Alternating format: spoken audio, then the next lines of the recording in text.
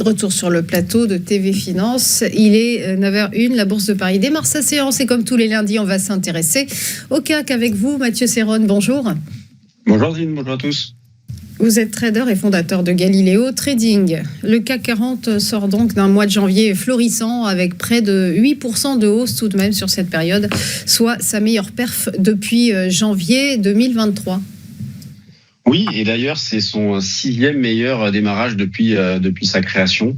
Donc, belle performance au mois de janvier pour le CAC 40 qui est désormais sur un coup d'arrêt, à l'image de l'ensemble de la planète financière, avec Donald Trump qui, ce week-end, a annoncé donc des tarifs douaniers, comme il avait promis durant sa campagne, donc des tarifs à l'encontre du Canada, du Mexique et de la Chine, avec des droits de douane qui s'élèvent à 25% à l'encontre de ses deux voisins, 10% concernant la Chine. En réponse, Justin Trudeau, le Premier ministre canadien, a annoncé des taxes de 25% sur 155 milliards de dollars de biens américains. Et de son côté, la Chine a indiqué porter plainte contre l'OMC. Donc on a bel et bien une guerre commerciale qui est déclarée.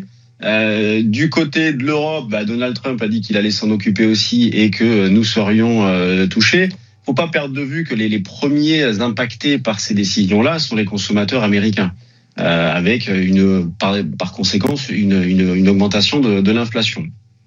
L'instabilité politique en France va être également le sujet de ce début de semaine, avec François Bayrou qui engage la responsabilité du gouvernement pour faire adopter le budget de l'État.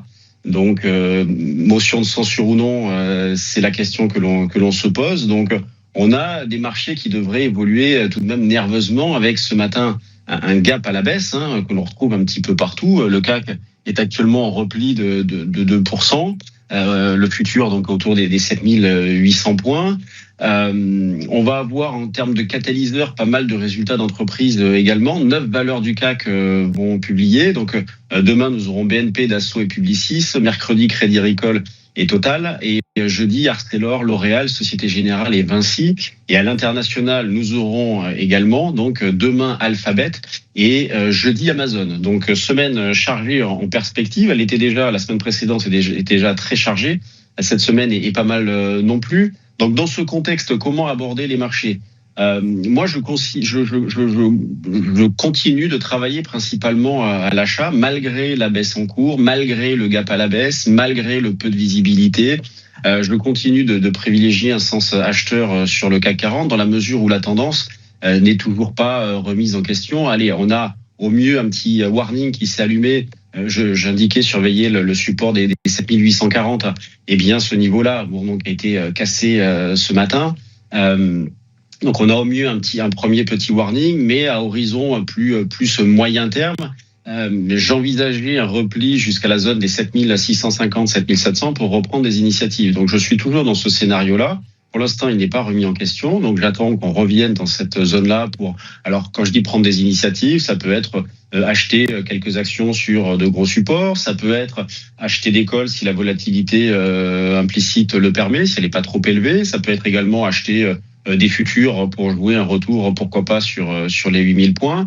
Considérant que ce scénario-là serait infirmé si jamais on cassait la zone des 7550. Donc, pour l'instant, on en est assez loin.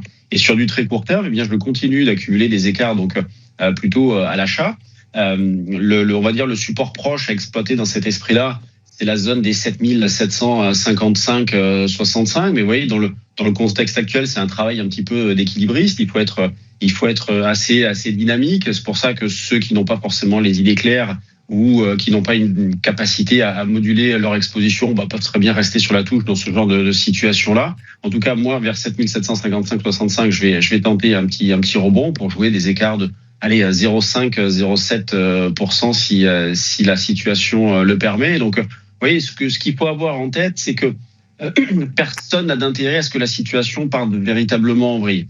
Donc, on peut très bien avoir des forces qui reviennent à un moment donné. Pour l'instant, c'est vrai qu'on est plus dans une phase de risque-off, ce qu'on retrouve également sur les crypto-monnaies où, durant le week-end, nous avons eu des mouvements extrêmement violents. Il est assez fréquent de voir, même sur des cryptos assez importants, des écarts de 20 ou 30%.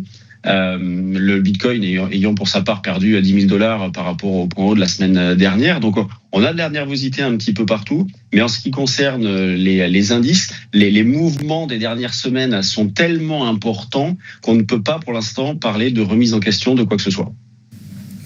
Merci beaucoup Mathieu Serron pour votre décryptage. Belle journée à vous. À suivre.